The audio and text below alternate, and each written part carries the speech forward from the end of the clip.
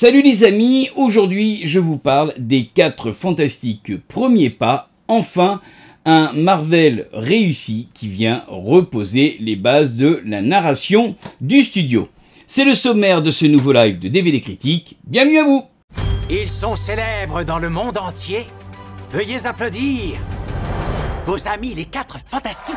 Eh bien oui, ça y est, c'est... Alors j'allais dire un serpent de mer, pas tout à fait, mais en tout cas une arlésienne qu'on attend depuis un certain temps, depuis que le studio Disney a racheté Fox, depuis qu'ils se sont lancés dans l'adaptation des comics Marvel, on attendait le retour des 4 Fantastiques. Il faut dire que les 4 Fantastiques, c'est quand même l'un des produits phares de Marvel Édition, comics qui est sorti, dont le premier numéro est sorti en 1961, signé Jack Kirby et Stan Lee, l'inévitable, avait marqué les esprits au point que 6 ans plus tard, une série animée d'une vingtaine d'épisodes était sortie. Elle avait été diffusée en 1980-81 en France. Depuis, le cinéma s'y était intéressé, notamment au début des années 2000, lorsque la porte des super-héros s'était ouverte avec l'adaptation des X-Men. Est-ce que ces adaptations avaient marqué? Non.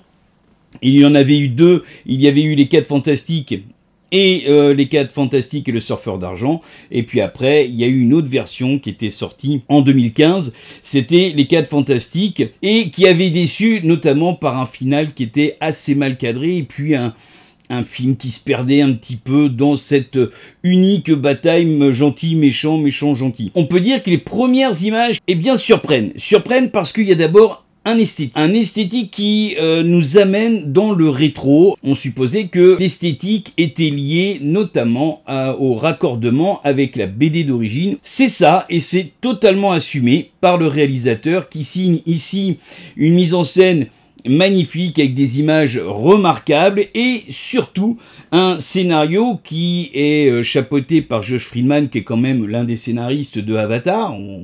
On peut pas faire mieux sur son CV. Là, ici, le réalisateur nous emmène dans un monde rétro totalement assumé qui, effectivement, se raccorde avec la BD. C'est un hommage à Jack Kirby, à son visuel si particulier. Mais surtout, ça participe à créer une atmosphère et surtout à resserrer l'intrigue autour de ces personnages qui évoluent dans un monde faussement, à savoir, on verra par la suite, faussement à part, et donc qui leur permet de pouvoir évoluer à leur manière. Ce qui est intéressant, c'est que le scénario n'est pas si linéaire qu'il n'y paraît.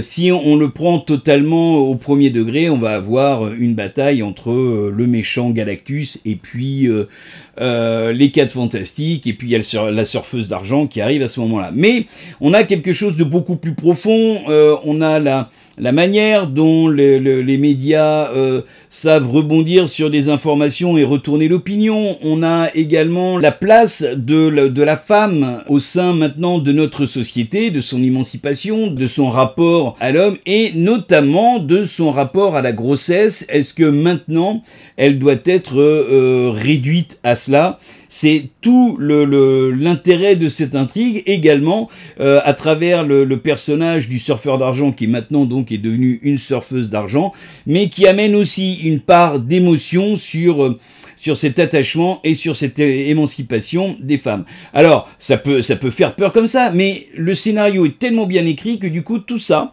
se lie ensemble et apporte quelque chose de parfaitement cohérent, de parfaitement lisible, et surtout de totalement divertissant et intelligent. Terminé avec Taika Waititi et ses délires sur Ragnarok et Love and Thunder, terminé les délires, les liens avec les séries télé. Là, on est sur un film qui existe par lui-même, qui pose les bases de ce vers quoi maintenant Marvel va partir, notamment moins de films qui partent dans tous les sens, moins de connexions, de délires liés aux réalisateurs ou à la créativité des réalisateurs. Ici, on se retrouve sur un film parfaitement resserré et qui amène donc une nouvelle façon de voir les super-héros.